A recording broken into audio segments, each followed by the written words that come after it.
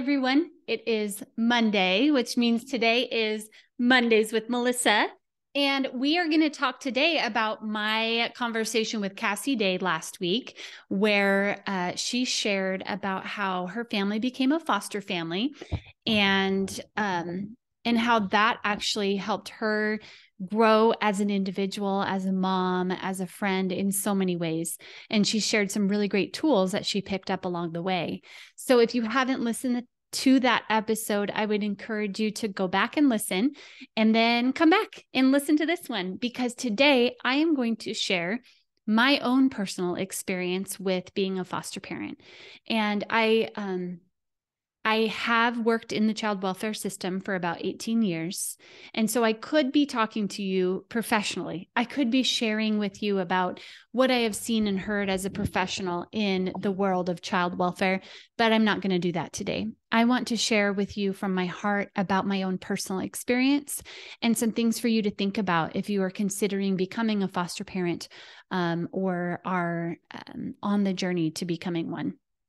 So where I want to start is back when I was a single mom. It was just me and Haley. She was 4. She actually turned 5 right after we got our first placement, actually our only placement. So we had placement of a little baby girl, and we had her for about 7 months before we helped transition her to a relative. So it was great. I loved it. I wouldn't change anything about it. I made a good relationship with her birth mom, and we wrote notes back and forth, and I really encouraged her. And, I got into it because I was a young single mom, and I knew that I had a community around me. I had people to support me and help me along the way. And the reality is that oftentimes when parents are involved with CPS, sometimes it's just that they don't have the resources. They don't have the people to surround them and help them with their sobriety or mental health or whatever it is that they're struggling with. And so that's what I wanted to do, was to help in that way. Here's the problem with that. I actually was not in a space where I should have been doing that. I had some unresolved childhood trauma. I had some unresolved trauma from a domestic violence relationship that I had gotten out of just 2 years prior. And there was just a lot that I was still holding in my body and had not even admitted to myself that I needed therapy. It took until after I was married to John, which was many years later, before I started therapy. And that is what allowed me to see that I actually was not in a good space to be parenting a foster child. It just caused more stress for me. And I think I wasn't the best me for Haley or this little girl. It was fine. We were healthy. She was fine. We were fine. Everybody was safe. It wasn't a bad situation. I just think I could have done better for her, and she deserved better. Haley deserved better. So looking back, that is one thing, is I wish I would have started my own journey of therapy before I became a foster parent, so that I could face some of the things that my body was holding on to, the traumas that my body was holding on to. So then fast forward, John and I get married. We have 2 more children. So now we have 3 little girls. No, not little. Haley was big. We had 3 girls. They were beautiful. And we decided to be a host home for a teen mom and her baby.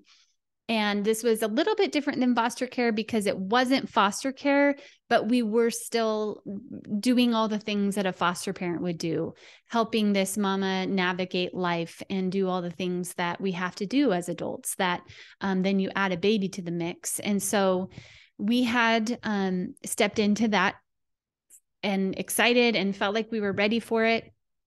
And we weren't. And here's what I would say. I didn't even realize it again. In the midst of it, I didn't realize that we weren't ready for it.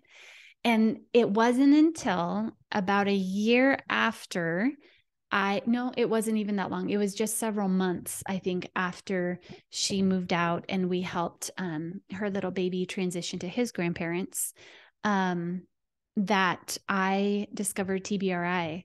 And since then, I just have been on fire for it. And so I'm probably going to talk about it a lot on this podcast. If that bothers you, just I don't know what to tell you, because I love TBRI. It has really changed the way that I parent. It has changed the way that I view relationships, not just in parenting. It's changed the way that I view my kids' friends. And when I was leading children's church at our church before we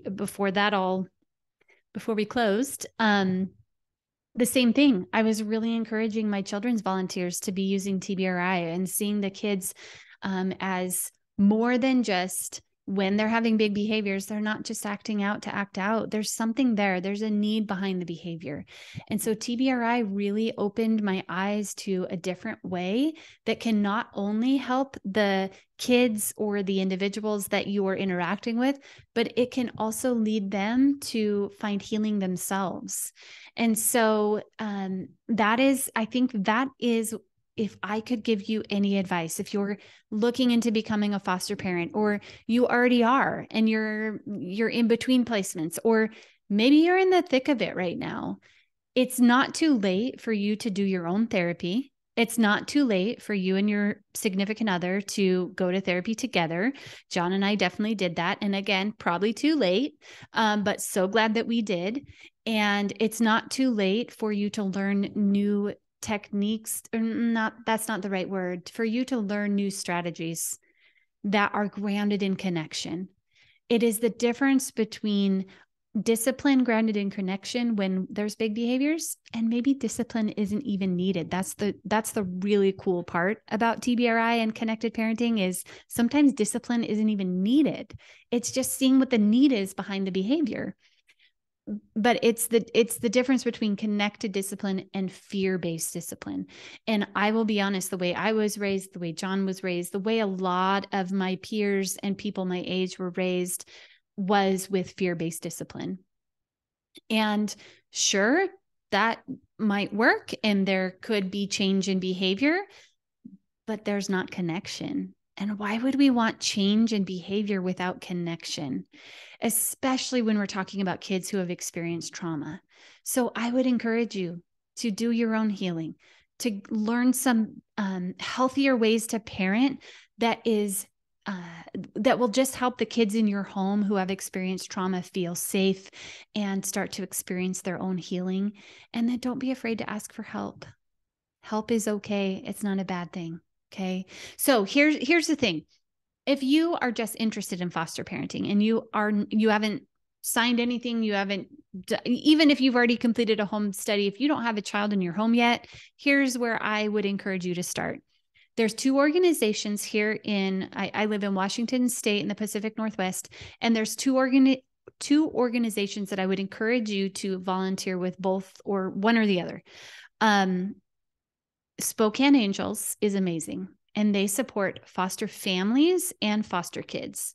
So if you volunteer with them, you can get to know a foster family by supporting them and providing them with support month upon month upon month. You will get to see what it is to be a foster parent. You will get to see the day in and the day out. Probably not even, you'll get to scratch the surface, I should say, but that might be enough for you to see what you need to see to decide whether you're interested in taking it a step further. And then Embrace Washington is another organization, and Embrace Washington, again, is a huge support of foster parents and foster kids. So getting involved with them could be another way for you to get to know what the system is and what foster parents experience and the things that Embrace helps them with, so you can learn how it works. If you volunteer for a while and you're still like, yeah, I really think this is it. Okay, cool. But let's make sure that you have a therapist. Even if you don't feel like you need therapy, let's have a therapist, because if you have somebody already lined up that you've built rapport with, that you have a relationship with, then when things get hard, because they will, you have somebody to turn to. You have somebody to process with. You have somebody to help you figure out how to deal with the feelings that you're going to be experiencing. So therapy, volunteer, And then the last piece would be learn more about a connected parenting approach, whether it's TBRI or gentle parenting, whatever you want to look into. I personally like TBRI because it actually was founded with the intention of helping kids who have been adopted and from foster care. We now know that it is helpful to any child. It is not just for kids from foster care and adoption, which is another reason why I love it, because I can use it with all my kids and not just my kids who have been adopted or who have experienced trauma. It works. It really does. And again, it's all about that connection. So if you want to learn more about TBRI, then I have 2 books for you to read. One, The Connected Child by Dr. Karyn Purvis, who is the founder of TBRI. And then The Connected Parent, which was co-authored by Dr. Karyn Purvis and Lisa Qualls. She's a TBRI practitioner, but also a adoptive mama. They fostered for many years. And she just brings kind of that perspective of a parent who is actually using it in the home. Those are 2 great books to start with to learn more about it. And then also, if you're a podcast person, which you probably are because you're listening to this, listen to the TBRI podcast. They haven't put out any episodes lately, but for a while it was weekly episodes that had great content, whether it was an interview or giving you some things to think about, giving you some tools. There was 2 episodes that talk specifically about teens. How helpful was that? And every time I listen, I get something out of it. So those would be some things I would look into to just help you on your journey. One last thing that I want to mention is last week when I talked to Cassie, we talked about yoga and how that can help with breath work and helping regulate our bodies, helping our kids learn how to regulate. One thing that I forgot to tell you is there are great resources. So that's the last thing that I just want to mention that has, very little to do with foster care, but so important for self-care and co-regulating. I'm going to put in the show notes some of Cassie's favorite YouTube yoga instructors. And also there's a kids yoga that she really likes, Cosmic Yoga. And so I'll put the links to those YouTube videos for you to try out. And then also if you live in the Spokane area, she really likes yoga at the Union. And so again, I'll put all that information in there. If you live in the West Plains area, again, if you're not from here, that's not going to make sense to you, but if you're from here, that will make sense. There is a new wholeness center coming to Cheney. I'm not sure when they're going to be open, but sometime in the near future. So I will also post their information, the Wellness Vault, and they're going to be having yoga as well. So there's options to just kind of dip your toe into yoga, and that could even be a part of your journey of healing. So that is what I have for you today. I hope you enjoyed it. If you have any questions or concerns about anything I said, please feel free to reach out to me.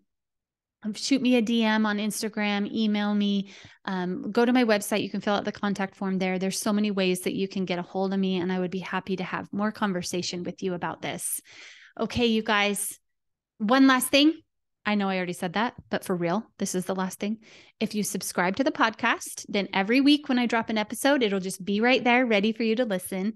Share it with a friend, because this is really important stuff that can affect our future generations. The more of us that can know this and implement it and be living this out in our lives, the better our future generations have. So let's do that, share it. And then if you get just a few moments and are enjoying this podcast, please give me a review. I would really appreciate that. All right, you guys, I hope you are somewhere warm. And if you're not, I hope you stay warm, because we have lots of snow and I'm not loving it. We'll see you next week.